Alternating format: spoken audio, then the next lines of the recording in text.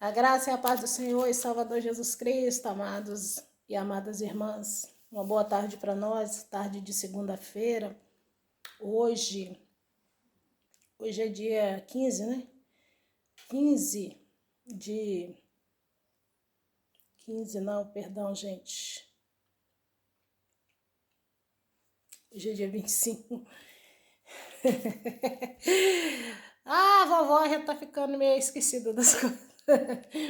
Gente, hoje é dia 15 de setembro de 2023 e eu quero compartilhar aqui com os irmãos uma palavra da parte do Senhor, que inclusive eu trouxe essa palavra ontem na igreja, no culto de ontem, e eu estava aqui agora limpando a minha casa aqui e o Senhor trazia ao meu coração de estar gravando esse vídeo, falando sobre essa palavra. Porque assim como o Senhor falou à igreja ontem, inclusive minha irmã se levantou e falou que essa palavra Deus estava falando ao coração dela. Eu creio que Deus, que o Pai, o Filho e o Espírito Santo quer falar a mais corações através dessa palavra. A palavra se encontra em Gênesis no seu capítulo Gênesis 25, a partir do versículo 24, que traz como título o nascimento de Esaú e Jacó.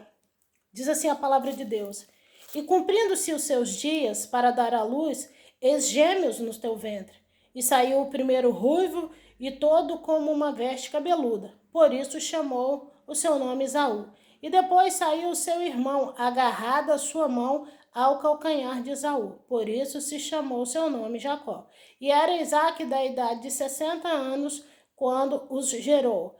E cresceu os meninos, e Esaú foi varão perito na caça, varão do campo, mas Jacó era varão simples, habitando em tendas.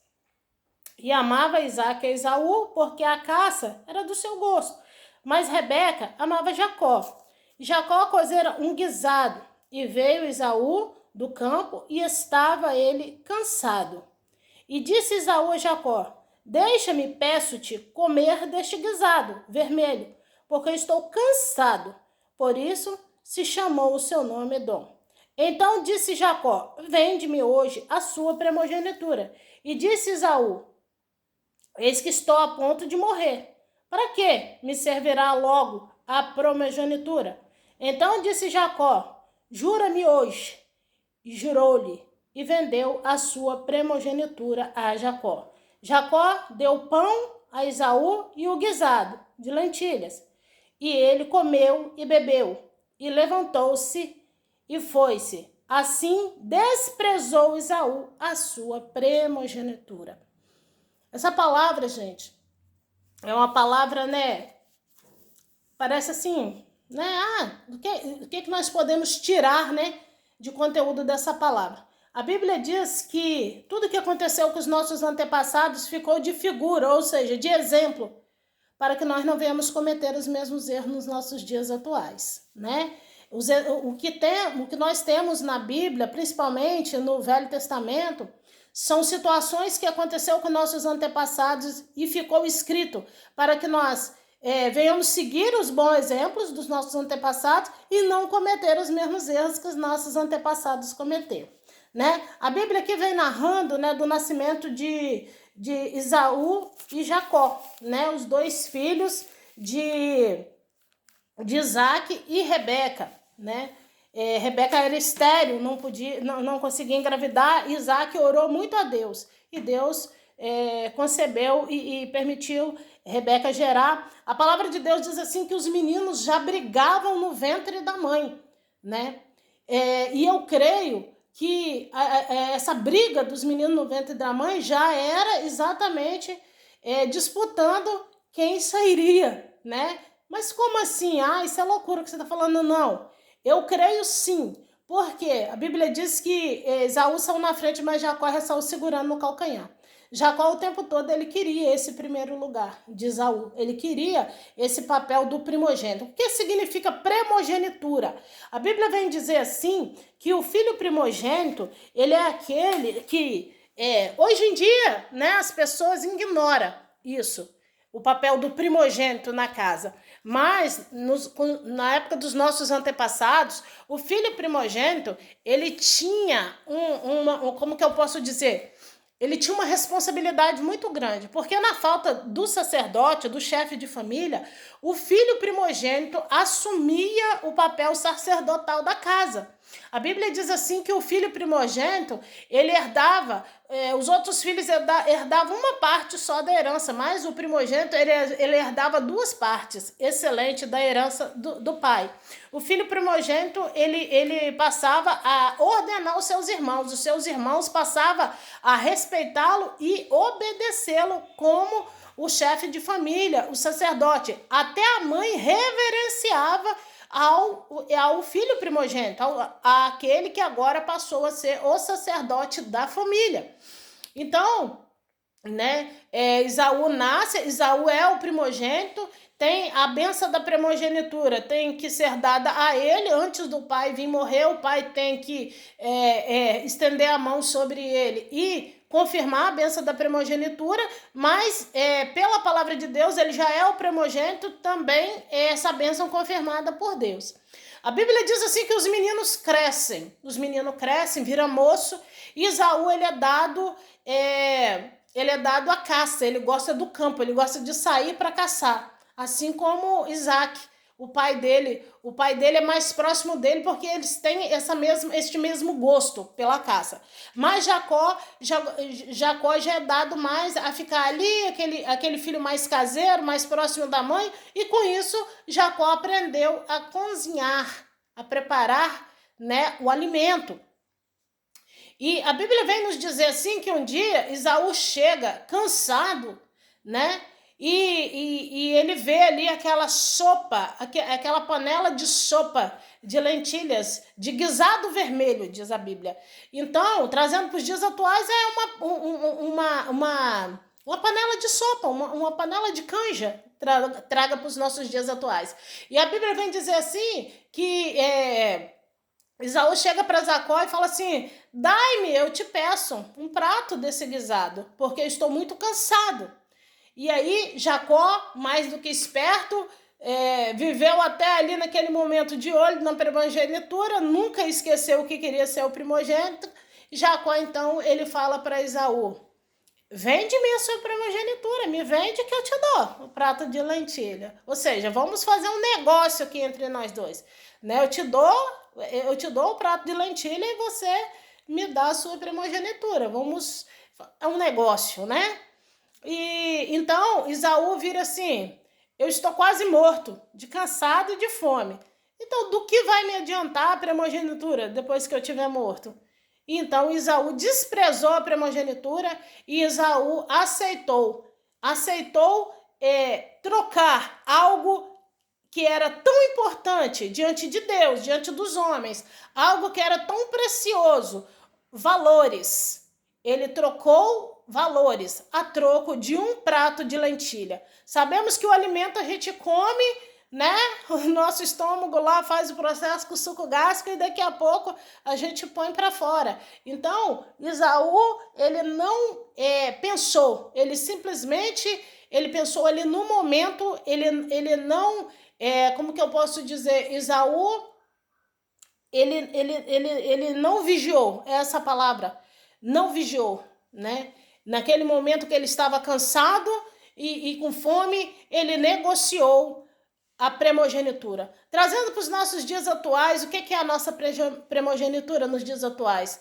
A nossa salvação, né? Nós temos promessas do nosso Senhor e Salvador Jesus Cristo que Ele vai vir nos buscar. Nós temos promessa que se nós permanecermos fiel ao Senhor em obediência, em fidelidade, sujeitando a Deus, resistindo o diabo, fugindo da aparência do mal, não nos assentando na roda dos escarnecedores, rejeitando as tentações mundanas, né, nós vamos alcançar a nossa salvação.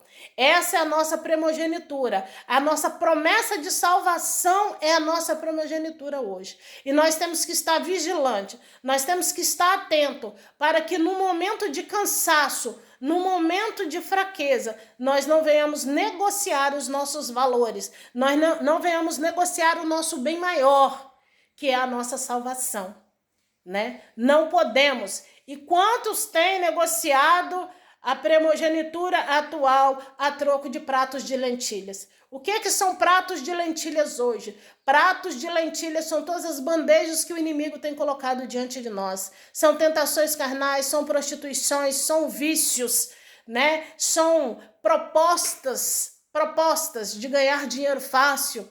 Esses são os pratos de lentilhas que está colocado diante de nós todos os dias, né? Para que nós venhamos vender, para que nós venhamos berganhar a nossa primogenitura, que é a nossa salvação, que é a nossa promessa de salvação, que é a nossa promessa de que nós estamos aguardando Jesus vir nos buscar. Então temos que estar atento, porque Esaú desprezou. E quantos que hoje falam assim, quer saber de uma coisa? Tô cansado dessa história que Jesus vai voltar para buscar a igreja. Vivo a minha vida inteira, enquanto eu me entendo por gente, eu estou ouvindo dizer que Jesus vai vir buscar e ele não veio até hoje. Eu vou curtir. Tem gente que fala igual a Esaú, do que vai me servir? Depois que eu já tiver velho, não tiver... porque tem gente que pensa assim, eu tenho que curtir a vida, eu tenho que curtir as loucuras do mundo enquanto eu tô novo, porque depois que eu tiver velho, ninguém mais vai me querer, então agora que eu tenho que curtir. Do que vai me servir depois que eu tiver velho? Então eu vou curtir agora, depois quando eu tiver mais velho, aí eu vou para a presença do Senhor. Só que eu quero dizer para os amados e as amadas irmãs que estão me ouvindo aqui através desse vídeo, cuidado, que essa decisão de berganhar a sua salvação a troco de uma curtição, uma divertidazinha, né? Uma baladinha, né? Porque você é jovem. Às vezes, eu vou curtir porque eu ainda estou jovem. Jesus pode vir e buscar a igreja, e quando você se der por conta, você ficou para trás, né? Esaú, lá na frente, ele quis reclamar essa primogenitura. Só que a palavra de Deus diz que o que dois concordam na terra é concordado no céu. Quando Esaú decide por vender a primogenitura para Jacó, foi concordado lá no céu. Deus viu a concordância que eles fizeram. Antes deles nascerem, que eles brigavam dentro do ventre da mãe, Rebeca orou e perguntou a Deus o porquê que aquilo acontecia. O Senhor falou com Rebeca que é porque do ventre dela ia sair duas nações e o maior serviria ao menor. Sabemos que nada acontece sem a permissão de Deus. Tudo o que aconteceu, Deus já sabia que ia acontecer, né? Mas Esaú poderia ter permanecido se ele não tivesse desistido da primogenitura, desprezado da primogenitura a troco de um prato de lentilha, porque naquele momento ele estava com fome. E muitas vezes porque nós estamos cansados de lutar, cansados de passarmos por adversidades, lutas no casamento, luta financeira, luta na saúde, aí a gente fala, já chega.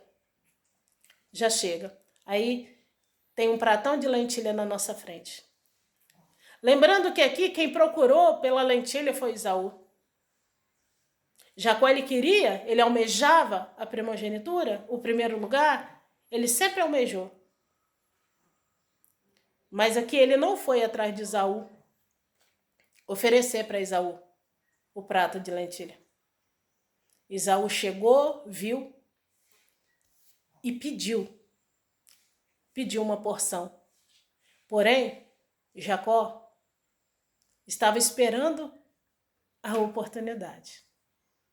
Jacó estava atento, estava prudente a uma oportunidade, né? E muitas vezes, na nossa vida, o inimigo de nossas almas, ele está nos vigiando. Ele está atento a um momento de fraqueza nossa. O inimigo de nossas almas, ele nos vigia 24 horas. Atento a um momento de cansaço nosso. A um momento de fraqueza nossa. Para as panelas do inimigo de guisado estão sempre colocadas 24 horas diante de nós, né? ele coloca, ele arma o salpão, ele deixa ali, diante dos nossos olhos. E ele nos vigia. Nos vigia. Ele não pode ler o nosso pensamento, não pode ler. O inimigo não tem poder para ler o nosso pensamento. Quem pode ler o nosso pensamento é o nosso coração, somente o Pai, o Filho e o Espírito Santo. Mas o inimigo de nossas almas, ele nos vigia. E ele age segundo as nossas atitudes, segundo aquilo que sai da nossa boca. Por isso que nós temos que vigiar com a nossa boca. A palavra de Deus diz que nós devemos ser mais dados a ouvir do que a falar, porque do muito falar nos trazemos aflição para o nosso próprio coração. Do muito falar nos trazemos aflição para o nosso próprio coração. Jesus Cristo falou com os discípulos lá no Getsêmani: olhai, vigiai e orai. O olhai significa observa. Olhai, vigiai e orai, para que ninguém tome a nossa coroa. Então nós temos que estar vigilante e prudente. Simples como a pomba, prudente como a serpente. Por que prudente como a serpente? Jesus instruiu os discípulos. A serpente, ela não enxerga como nós enxergamos, ela só vê vulto. Mas ela escuta o barulho de longe, ela já se coloca em posição de ataque e já fica prudente, esperando se aproximar. Talvez por medo dela ser pisada, dela ser machucada, ferida, ela já fica prudente, em posição de ataque. E por que o Senhor nos instrui que nós temos que ser prudente como a serpente e simples como a pomba? Ele fala que nós temos que estar sempre em alerta. Sempre em alerta. Prudência significa alerta. Né? Então não vamos trocar a nossa herança maior, não vamos vender a nossa herança maior, não vamos vender a nossa primogenitura chamada salvação. Jesus está vindo. Jesus está vindo buscar a igreja. Segura, suporta, sujeita a Deus, resiste os pratos de lentilha, resiste as panelas de guisado, resiste. Porque a palavra de Deus diz que só vai herdar o reino do céu aqueles que suportar até o final. Se você suportou até aqui, suporta um pouco mais. Pede ao Espírito Santo para te tomar pela mão direita. Pede ao Espírito Santo para te sustentar e te colocar de pé. Não olhe para os lados, não olhe para trás, olhe somente para o Senhor. Olhe para o alto, de onde te virá o socorro. Sujeita a Deus e resiste o diabo. Resiste às bandejas. Jesus está vindo buscar a igreja. Fica com a sua lamparina acesa. Mantenha suas vestes alvo como a neve. Em nome de Jesus. Em nome de Jesus. Porque muitos vão ter vivido a vida inteira na presença do Senhor. Quando o Senhor vier buscar a igreja, vai ficar para trás. Porque a palavra do Senhor diz em Ezequiel capítulo 18, né? Ezequiel capítulo 18, a palavra de Deus diz que o homem que se desviar vai ser considerado o último estado que ele estiver. Quando o Senhor vier buscar a igreja, você pode ter vivido toda a tua vida na presença do Senhor, mas se quando o Senhor vier você for encontrado em pecado, vai ser considerado o último estado que você tiver. Não vai ser levado em consideração nada do que você viveu na presença do Senhor. E por que não vai ser considerado? Porque você rejeitou. Você conhecia a verdade, você viveu com Cristo, você aprendeu com Cristo, você foi liberto pela verdade, mas você decidiu abandonar a verdade. Você decidiu olhar para os lados, olhar para trás. Quando você se desvia, é porque você está rejeitando tudo que você aprendeu da parte do Senhor, tudo aquilo que você conheceu. Conhecereis a verdade vos libertará. Você conheceu Jesus, você foi liberto, mas você se encontrou cansado. E ao invés de você pedir ajuda ao Espírito Santo, você decidiu vender, barganhar a sua salvação por um prato de lentilha, por bandejas que estão colocadas na sua frente. E o Senhor, ele te ordena, ele não te pede não, ele te ordena, sujeitai-vos a Deus, resistir o diabo, resiste em oração, resiste pedindo ajuda ao Pai, ao Filho e ao Espírito Santo. Em 1 Coríntios, o apóstolo Paulo vem falando bem assim. Espera aí só um pouquinho, igreja. 1 Coríntios, capítulo 10, versículo 13. Apóstolo Paulo diz assim: aquele, pois, que cuida estar de pé, olhe para que não caia. Não veio sobre vós tentação senão humana, mas fiel é Deus, que vos não deixará tentar acima do que podeis resistir. Antes, com a tentação, ele dará também o escape, para que a possa suportar. Então, irmãos, tem uma outra passagem na Bíblia, no momento eu não estou lembrando onde que está, que a palavra de Deus diz que Jesus foi tentado até a carne, mas que nós não seremos tentados até a carne. Até o sangue, perdão. Jesus foi tentado até o sangue dele ser derramado, mas que nós não seremos tentados até o sangue. E aqui o apóstolo Paulo deixa bem claro: aquele, pois, que cuida estar de pé, olhe para que não caia. Não veio sobre vós tentação senão humana. Né? Então o apóstolo Paulo está falando que as tentações que vêm sobre nós são tentações humanas. Mas fiel é Deus, que vos não deixará tentar acima do que podeis suportar. Né? O Senhor, ele não dá um fardo que nós não podemos suportar. A palavra de Deus, irmãos, ela diz assim, que o jugo do Senhor é suave e o fardo do que o Senhor tem para cada um de nós é leve.